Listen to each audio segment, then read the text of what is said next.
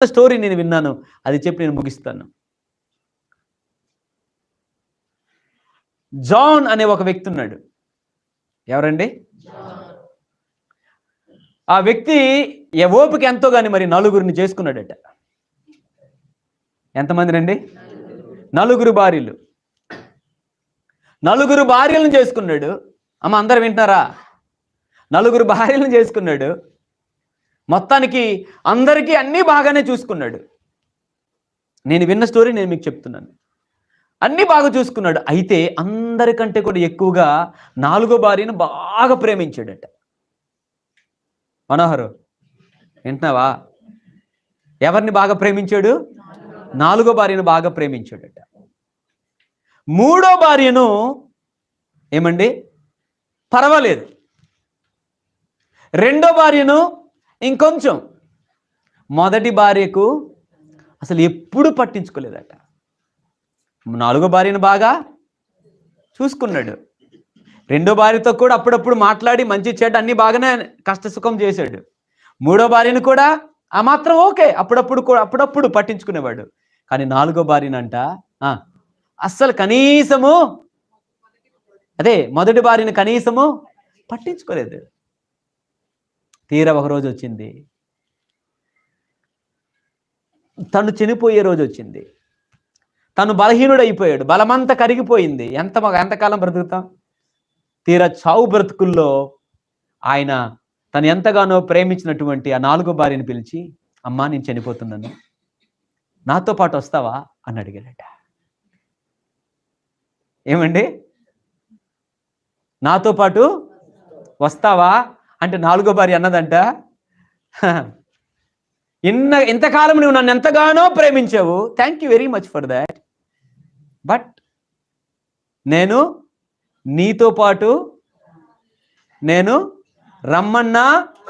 అదేంటమ్మా, ఇంతకాలం నా లైఫ్, నా సమస్తం నువ్వే కదా, నాకున్న సమస్తాన్ని, నా టైంను సమస్తాన్ని నీకే ఇచ్చాను కదా అంటే నైజాంత అన్నదట. నువ్వు చనిపోయిన తర్వాత ఇంకొక వ్యక్తిని ఆగి పెళ్లి చేసుకుని హ్యాపీగా బ్రతుకుతున్నా అన్నదట. కృంగిపోయాడు. 3వ భార్య దగ్గరికి వెళ్ళి అడిగాడట, will you come with me, నేను వెళ్ళిపోతున్నాను, నాతో పాటు వస్తావా అని అంటే, మీతో పాటు వస్తాను కానీ వల్లకాటు వరకు వస్తాను, అంతవరకు వస్తాను. నీకు ఒక మంచి, నువ్వు చనిపోయిన తర్వాత 3వ భార్య అన్నదంట, నీతో పాటు నేను రాను కానీ ఒక మంచి సమాధి, నేను కాస్ట్లీ సమాధి నీ కొరకు నేను కట్టిస్తాను. ఓకే, సంవత్సరానికి ఒకసారి నీ దగ్గరికి వస్తాను, ఏదో మొక్కుకొని వెళ్ళిపోతాను, మొత్తం నీటి కట్టేస్తానులే, వెళ్ళిపో, కానీ నీతోనైతే నేను రాను అన్నదట. 3వ భార్య దగ్గరికి వెళ్ళి 2వ భార్య దగ్గరికి వెళ్ళి అడుగుతున్నాడంట. ఏమని అడుగుతున్నాడు? నాతో వస్తావా? 2వ భార్య అన్నదంట, నీతోనైతే నేను రాలేను కానీ ఏమండి అక్కడ వరకు మాత్రం వస్తాను అన్నదట. ఎక్కడి వరకు? నిన్ను దానపరిచేంత వరకు వస్తాను. చాలా కృంగిపోయాడట, చాలా కృంగిపోయాడు. ఇదేంటి, ఇన్ని రోజులు నాకున్నటువంటి ధనాన్ని సమస్తాన్ని వీరి కొరకే కదా నేను వెచ్చించాను. మొదటి భార్య కనీసము అమ్మా అని కూడా పలకరించలేదట. No time. అప్పుడు ఆ యొక్క మొదటి భార్య ఏమంటుందో తెలుసా? అడగకుండానే ఏమన్నదంటే, నేను నీతో పాటు వస్తాను. కృంగిపోయాడట. కృంగిపోయి, అదేంటమ్మా, ఇన్ని సంవత్సరాలు నేను నిన్ను చేసుకున్న ఒక్కరోజు కూడా నేను నిన్ను పట్టించుకోలేదు కదా, అలాంటిది నన్ను అసహించుకోవాలి కదా నువ్వు నాతో పాటు ఎలా వస్తావు అని అంటే, పర్వాలేదండి, నేను నిత్యము నీతోనే ఉండటానికి నేను నీతోనే వస్తాను, I'm ready to come along with you అని అన్నదట. ఏంటి కథలో ఉన్నటువంటి నీతి అంటే, నేను విన్న స్టోరీలో నేను మీకు చెప్తున్నాను. ఆ వ్యక్తి జాన్ అనే వ్యక్తికి 4 భార్యలు. ఈరోజు నాకు 4 భార్యలు, మీకు కూడా 4 భార్యలే. మనోహర్ ఏంటి అలాగ చూస్తున్నావు? మా ఆవిడ నన్ను ఇంటికి వెళ్తే ఉతికేస్తుందిరా బాబు అనుకుంటున్నాడు. ఈ భూమి మీద ప్రతి విశ్వాసికి కూడా 4 భార్యలు ఉంటారట. అమ్మా ఎంతమంది? 4 భార్యల్లో ఆ 4వ భార్య ఎవరో తెలుసా? నువ్వెంతో ఎక్కువగా ప్రేమించి దిస్ ఈజ్ మై ఎవ్రీథింగ్ అనుకున్న నీ శరీరమే నీ 4వ భార్య. ఎవరమ్మా? చూడండి, ఎప్పుడు చూడండి, నువ్వు ఎక్కువ ప్రాధాన్యత దేనికి ఇస్తావు? చెప్పండి అమ్మా. ఓ రే నాయనో, తెల్లగా రావడానికి ఏటేటి పూసేస్తుంటావు? స్కిన్ సైను, అదే స్కిన్ గ్లో, లేకపోతే ఈ మధ్యన ఒకటి టపాస్కాయలు వచ్చింది ఒకటి, అదేదో పేరు మొత్తానికి, సెటాఫిల్లు, ఏవేమో మొత్తానికి చాలా చాలా ఎక్కువ ఇంపార్టెన్స్ దేనికి ఇస్తావు? బైబిల్ చదవలేదా నైజా అంత? ఏమండి, గట్టిగా తిన్నావా లేదా? మంచి డ్రెస్ వేసేవా లేదా? ఒక 24 గంటలు 23 గంటలు రోజుకి పడుకున్నావా లేదా? అందరు నేను వచ్చి చక్కగా ఐబ్రోస్ చేసుకున్నావా లేదా? చక్కగా తెల్లగున్నావా లేదా? ఎలా ఉన్నావు? నిత్యము పడి పడి చచ్చిపోతావు. దేనికోసం? అది నీ 4వ భార్య. Manohar, are you with me? 3వ భార్య ఎవరో తెలుసండి? ఏమన్నది 3వ భార్య? నేను నీతో పాటు రాను కానీ చాలా సోఫిస్టికేటెడ్గా ఏం చేస్తాను, ఒక పెద్ద సమాధి. అదేంటో తెలుసా? నీకు నాకున్న 3వ భార్య ధనము, డబ్బు. నువ్వు ఇచ్చే 2వ ప్రయారిటీ దేనికో తెలుసా? అందరూ అనుకుంటారు డబ్బు ఉంటే సమస్తం ఉన్నట్లే, నాకు ధనం ఉంటే సమస్తం ఉన్నట్లే. 2వ ప్రాధాన్యత దేనికి ఇస్తావమ్మా? డబ్బుకి. డబ్బుకి.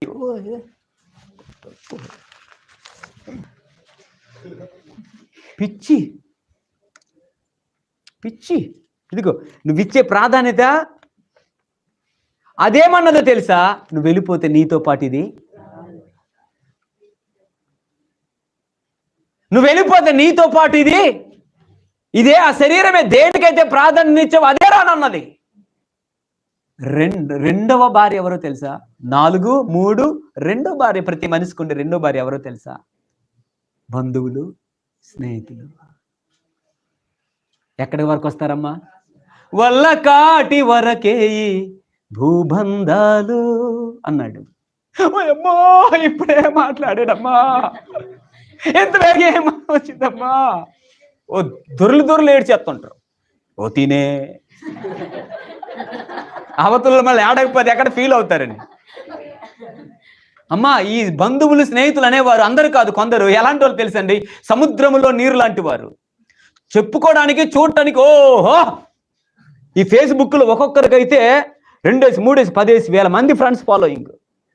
నీ కడుపు నొప్పి పోతుందంటే ఒక్కడ వచ్చి మాట్లాడుతాడా? ఇస్తాడు నాన్న. కానీ ఎంతమంది స్నేహితులు? 20, 30 వేల మంది స్నేహితులు ఫేస్బుక్లో.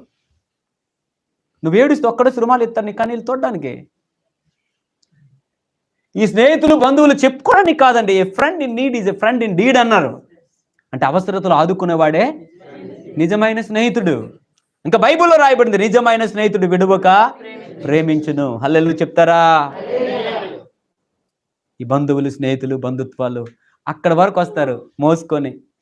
పరదేశులమో ప్రియులారా, తర్వాత మట్టి తీస్తారు. మళ్ళా మామూలే. 4వ భార్య ఎవరో తెలుసా? నీలో ఉన్న ఆత్మ. దేన్నైతే నువ్వు పట్టించుకోలేదు, దేనికైతే నువ్వు ప్రాధాన్యతనివ్వలేదు, దేని కొరకైతే నా ప్రభువు ఈ లోకానికి వచ్చాడు, నిన్ను నరకములను తప్పించి నీకు పరలోక రాజ్యాన్ని ఇవ్వటానికి. నిన్ను దేవుడిక ఒక మనిషిగా నిన్ను పుట్టించి నువ్వు ఆత్మీయంగా ఎదగాలని నీకు దైవవాక్యాన్ని అందించాడు, సేవకుల్ని ఇచ్చాడు, సంఘాన్ని ఇచ్చాడు. కానీ ఇదిగో నీ శరీరానికి ప్రాధాన్యతనిచ్చావు, ధనానికి ప్రాధాన్యతనిచ్చావు, బంధువులకు ప్రాధాన్యతనిచ్చావు. నీలో ఉన్నటువంటి ఆత్మకు నువ్వు ఎప్పుడు కూడా పట్టించుకోలే. కానీ ఆ ఆత్మ ఏమన్నా తెలుసా? నువ్వు వెళ్ళిపోతే నీతో పాటు నేను వస్తాను. యేసుక్రీస్తు ప్రభు వారి లోకానికి వచ్చింది నిన్ను మట్టిలో కలిపేయడానికి కాదు. నీ ఆత్మకు నువ్వు ప్రాధాన్యతనిస్తే ప్రభు వారు ఎక్కడున్నారో యుగాలు అక్కడ ఉండటానికి నీలో పెట్టినటువంటి ఆత్మ నీతో పాటు రావడానికి ఇష్టపడుతుంది. దేన్నైతే నువ్వు పట్టించుకోలేదో అది నిన్ను పట్టించుకుంటుంది. పరిశుద్ధాత్మ దేవుడు, నువ్వు ఆయనకి అవసరం లేదేమో, ఆయన నీకు కావాలి. హల్లెలూయా. చిన్న కథ ద్వారా ప్రియమైనటువంటి దైవ జనాంగమా, how is your spiritual life? దేనికి ప్రాధాన్యతనిస్తున్నావు? శరీరానికి ఇస్తున్నావు, ధనానికి ఇచ్చి నేను వాడుతున్నటువంటి మొబైలు 2 లక్షలు, 3 లక్షలు, 10 లక్షలు, ఇట్స్ ఓకే. అన్నిటికంటే కూడా నువ్వు ఇవ్వాల్సినటువంటి ప్రాధాన్యత వాక్యానికి ప్రాధాన్యతనివ్వు. నిన్ను నరకములో నుండి రక్షించగలిగిన దేవుడికి ప్రాధాన్యతనివ్వు. నీ ఆత్మ నరకం పాలు కాకుండా పరలోకం చేర్చాలని నీ కొరకు కల్వరి సిలువలో ప్రాణం పెట్టి మరణించి తిరిగి పునరుత్థానుడై లేచినటువంటి ఆ యేసయ్యకు నువ్వు ప్రాధాన్యతనిస్తే, నీ ఆత్మకు నువ్వు ప్రాధాన్యతనిస్తే, ఎవరు నిన్ను ప్రేమించలేదు, ఈ ముగ్గురు వదిలేస్తారు, కానీ నీలో ఉన్న ఆత్మకు మరణం లేదు. కనుక ఈరోజు ఇదే అనుకూల సమయం, ఇదే రక్షణ దినం. బలలో పాలు పంపులు పొందబోతూ ఉండగా ఒక చిన్న నిర్ణయం తీసుకుంటావా? దేవా, నా జీవితంలో నువ్వు నా దేవుడువయ్యా, నన్ను దాటిపోయిన దేవుడువయ్యా, నాకు దారి చూపించే దేవుడువయ్యా ప్రభువా అని ఒక బలమైన నిర్ణయాన్ని తీసుకుని అందరం మోకరిద్దామా? దేవుడు నీతో మాట్లాడితే, చెల్లెమ్మ, ఎంతకాలం బ్రతుకుతామో మనకు తెలియదు. బ్రతికిన ప్రతి క్షణము దేవుని కొరకే బ్రతకగలవా? దేనికి ప్రాధాన్యతనిస్తున్నా? అలాగా మీరు ఉద్యోగాలు చేయకూడదని నేను చెప్పట్లేదు, వ్యాపారాలు చేయకూడదని చెప్పట్లేదు, అలాగని మీరు ధనాన్ని సంపాదించుకోకూడదని చెప్పట్లేదు. అన్నీ కూడా కావాలి జీవితంలో, అన్నీ కూడా దేవుడు ఇస్తాడు. అయితే అన్నిటికంటే ముందు నీ జీవితంలో దేవునికి నీలో పెట్టినటువంటి పరిశుద్ధాత్మకు నువ్వు ప్రాధాన్యతనిచ్చినప్పుడు దేవుడు అన్ని విధాలుగా నిన్ను, నీ కుటుంబాన్ని దీవిస్తాడు. మోకరిద్దామా, కళ్ళు మూసుకుందామా, చిన్న ప్రార్థన. పరిశుద్ధుడు వెను తండ్రి, ఒక వినూత్నమైనటువంటి రీతిలో ఈ దినం మాతో మాట్లాడారు. నిజమే యేసయ్యా, లోకానికి ప్రాధాన్యతనిస్తున్నావు. లోకంనైనను లోకములో ఉన్నదాన్నైనా ప్రేమింపవద్దని మీ వాక్యంలో ఉంది. అయ్యా, మా శరీరాన్ని మేము ప్రేమించేంతగా, అయ్యా మా ధనాన్ని మేము ప్రేమించేంతగా, మా స్నేహితులు బంధువులను మేము ప్రేమించేంతగా, సముద్రం నిండా చూడటానికి నీరే అవసరంలో ఒక్క చుక్క బొట్టు కూడా మాకు పనికిరాదు నాయన దాహం తీర్చడానికి. కానీ చివరకు మాతో నిత్యము నిలిచేది నీ ప్రేమేనయ్యా. అయ్యా, మేము దేనికైతే ప్రాధాన్యతనివ్వమో దాని కొరకే కదా ప్రభువా మీరు ఈ లోకానికి వచ్చి మరణించారు. మీరు దేనికి ప్రాధాన్యతనిచ్చారో దానికి మేము కూడా ప్రాధాన్యతనిస్తూ మా ఆత్మీయ జీవితాన్ని కట్టుకుంటూ మేము అడుగులు ముందుకు వేయగలిగే గొప్ప కృపనిమ్మని ప్రార్థన చేస్తూ ఉన్నాను. మా ప్రార్థనలు మీరు ఆలకించినందుకు వందనాలు ప్రభు. ఆన్లైన్లో ఆఫ్లైన్లో నీ మాటలను వర్తమానమైన ప్రతి బిడ్డను ఇప్పుడే మీరు దర్శించుదురుగా కానీ ప్రార్థిస్తున్నాను. నీ బిడ్డల ద్వారా బలమైన కార్యములను ప్రభువా నీ మందిరము కొరకు, నీ సంఘము కొరకు, నీ రాజ్య వ్యాప్తి కొరకు అయ్యా మీరు జరిపించుకోనమని ప్రార్థిస్తున్నాను. బలమైన వారిని లేపడాయన ఒక సొలొమోను కొరకు దావీదుని లేపినట్లుగా ఓ ప్రభు అనేక మందిని నీ రాజ్య వ్యాప్తి కొరకై సహాయపడినే అనేక మంది సహాయకులు లేపండి నాయన. ఆత్మీయ బంధువులను లేపండి ప్రభువా. ఆత్మీయతకు ప్రాధాన్యతనిచ్చిన వారిని లేపమని ప్రార్థిస్తున్నాను యేసయ్యా. అయ్యా, help us to think about this reality. దేవా, మీకే ప్రాధాన్యతనిస్తూ మేము అడుగులు వేయగలిగే దేవా సహాయం చేయండి. మాకు మూయబడిన దారిని అయ్యా మీరు దారిని తెరవండి, దారి చూపించే దేవుడు అన్నారు, కార్యాలు జరిగించండి. నా దేవా, మీకే మహిమ చెల్లిస్తూ ఘనతను చెల్లించుకుంటూ నా ప్రార్థనలు ఆలకించి జవాబునిచ్చినందుకు స్తోత్రాలు. ప్రతి ఒక్క బిడ్డను దీవిస్తూ ఆశీర్వదిస్తూ యేసుక్రీస్తు ప్రభు వారి ప్రశస్తమైన నామములో ప్రార్థించి అడిగి జవాబును పొంది ఉన్నాము మా పరమ తండ్రి.